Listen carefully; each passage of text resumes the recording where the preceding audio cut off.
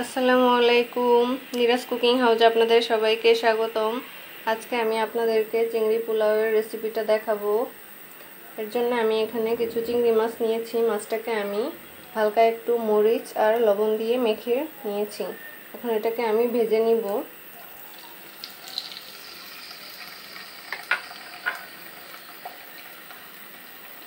আমি মাছগুলোতে কোনো প্রকার হলুদ ইউজ করিনি।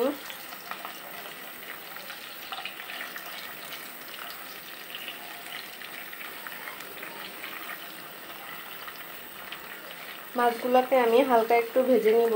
বেশি ভাজলে মাছগুলো শক্ত হয়ে যাবে, খেতে বেশি ভালো লাগবে না। তাই মাছগুলো লাল লাল হয়ে আসলে আমি এটাকে চুলা থেকে নামিয়ে নিব।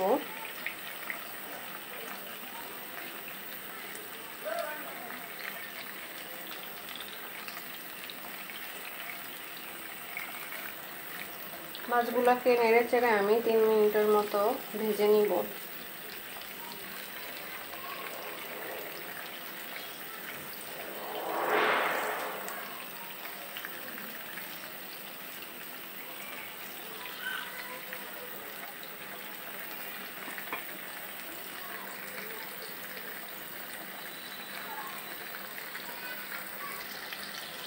মাছগুলো ভাজা আমার হয়ে এসেছে। আমি এখন এগুলোকে চুলা থেকে নামিয়ে নিব।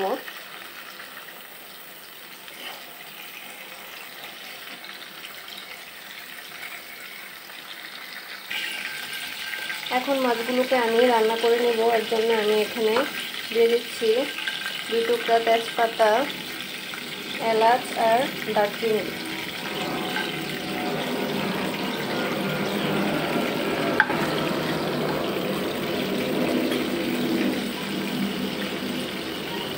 আর দিয়ে দিচ্ছি পেঁয়াজ কুচি।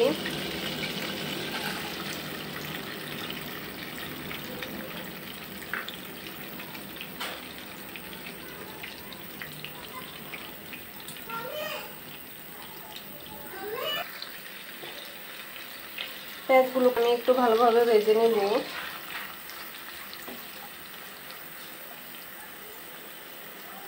পেঁয়াজগুলো লাল লাল না হওয়া পর্যন্ত আমি এগুলাকে একটু ভালোভাবে ভেজে নিব। আমি একদম বেশি ভাজবো না, কারণ বেশি ভাজলে পেঁয়াজটা শক্ত হয়ে যাবে। একটু নরম নরম হয়ে আসলেই হয়ে যাবে।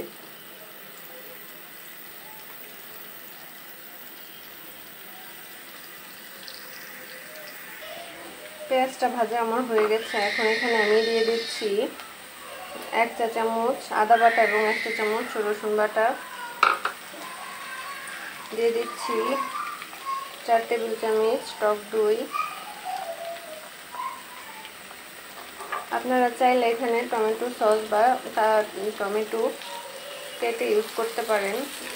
আমি এটা স্কিপ করেছি। এখন সবগুলো আমি মশলাগুলো ভালোভাবে মিশিয়ে নিচ্ছি। এটাকে ভালোভাবে কষিয়ে নিতে হবে, কারণ টক দইয়ের গন্ধটা যাতে না থাকে।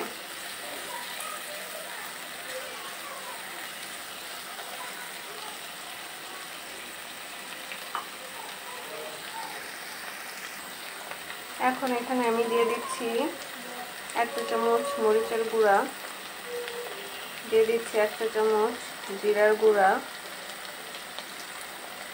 দিয়ে দিচ্ছি 1/2 চা চামচ হলুদের গুঁড়া,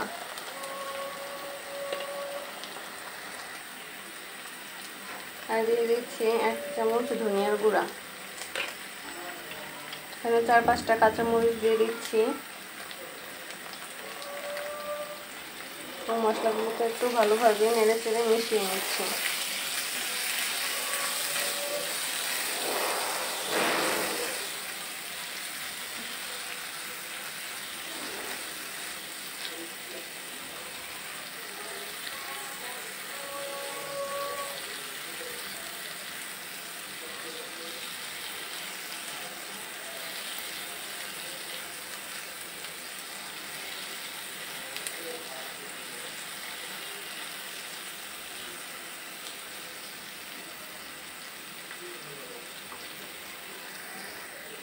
মশলাগুলো যেন পুড়ে না যায়, সেজন্য আমি এখানে একটু লিকুইড দুধ দিয়ে দিচ্ছি।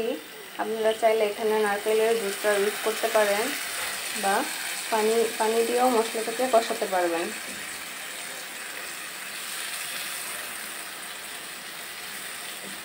মশলাটাকে আমি এখন 2 মিনিটের মতো ভালোভাবে কষিয়ে নিব।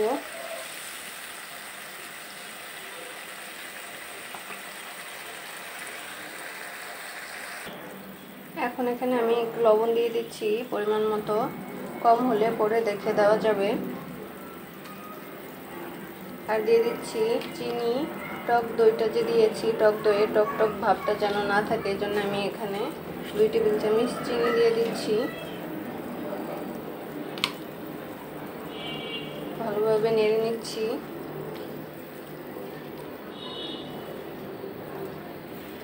মশলাটাকে আমি আরও 1 মিনিটের মতো কষিয়ে নেব।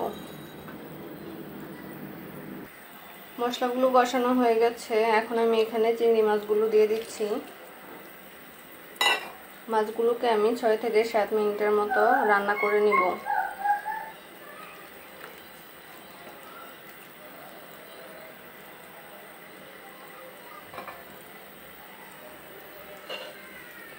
ফিরে আসছি 6 থেকে 7 মিনিট পর। মাছগুলো রান্না আমার হয়ে গেছে, এখন আমি মাছগুলোকে এখান থেকে উঠিয়ে নিব। পোলাওটা রান্নার জন্য আমি যে চালগুলো ধুয়ে রেখেছিলাম, এখন সেই চালগুলো আমি এই মশলার মধ্যে দিয়ে দিব এবং খুব ভালোভাবে কষিয়ে নিব। চালগুলোকে আমি আগে থেকেই ধুয়ে পানি ঝরিয়ে রেখেছিলাম। পোলাওয়ের চালটাকে আমি 3-4 মিনিটের মতো ভালোভাবে কষিয়ে নেব, কারণ চালটা যত কষানো হবে পোলাওটা তত ঝরঝরা হবে এবং খেতেও খুব ভালো লাগবে।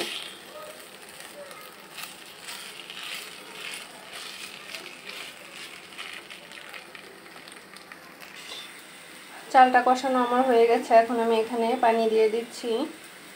এখানে হালকা কুসুম গরম পানি নিয়েছি। চাল যে পরিমাণ নেবেন আপনারা সেই অনুযায়ী পানিটা দিয়ে দিবেন। এখন চালটাকে আমি একটু ভালোভাবে নেড়ে নিচ্ছি।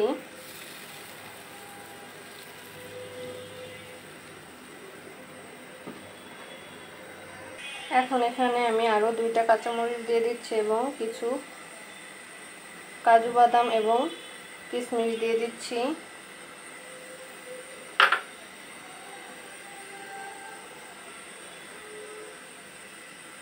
এখন এটাকে আমি 3-4 মিনিটের জন্য ঢেকে দিব যাতে পানিটা শুকিয়ে আসে। পানিগুলো শুকিয়ে গেছে, এখন আমি এখানে রান্না করে রাখা চিংড়ি মাছগুলো দিয়ে দিব এবং এগুলো একটু আমি ভালোভাবে মিশিয়ে নিচ্ছি। পোলাওটা আমার প্রায় হয়ে এসেছে, এখন আমি এটাকে হালকা 4-5 মিনিটের মতো ভাপে রেখে দিব, তারপর এটা আমি নামিয়ে নিব। ফিরে আসছি 5 মিনিট পর।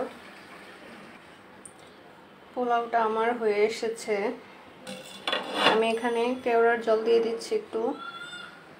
পোলাও বা বিরিয়ানিতে এই কেওড়ার জলের ফ্লেভারটা খুবই ভালো লাগে। আর আমি এখানে এই পোলাওটা চিনি গুঁড়া চাল দিয়ে করেছি, আপনারা চাইলে বাসমতি চাল দিয়েও এটা করতে পারবেন। এটাকে আমি আরও 1 মিনিটের জন্য ঢেকে দিচ্ছি। 1 মিনিট পর আমি চুলা থেকে এটা নামিয়ে নিব। পোলাওটা হয়ে গেছে, এখন আমি এটা চুলা থেকে নামিয়ে একটা সার্ভিং বলে সার্ভ করে নিব। চিংড়ি পোলাও রান্নাটা আমার হয়ে গেছে, আমি এটা চুলা থেকে নামিয়ে সার্ভ করে নিয়েছি। দেখেন দেখতে কতটা সুন্দর লাগছে, খেতেও অনেক টেস্টি হয়েছে। আপনারা চাইলে আমার রেসিপিটা ফলো করতে পারেন এবং বাসায় এভাবে ট্রাই করতে পারেন। যদি আমার ভিডিওটা আপনাদের ভালো লাগে সবাই আমার চ্যানেলটিকে সাবস্ক্রাইব করবেন এবং পাশে থাকা বেল আইকনটি ক্লিক করে আমার নতুন নতুন ভিডিওর আপডেট পেতে সাথেই থাকবেন। ধন্যবাদ সবাইকে, ভালো থাকবেন, সুস্থ থাকবেন, আল্লাহ হাফেজ।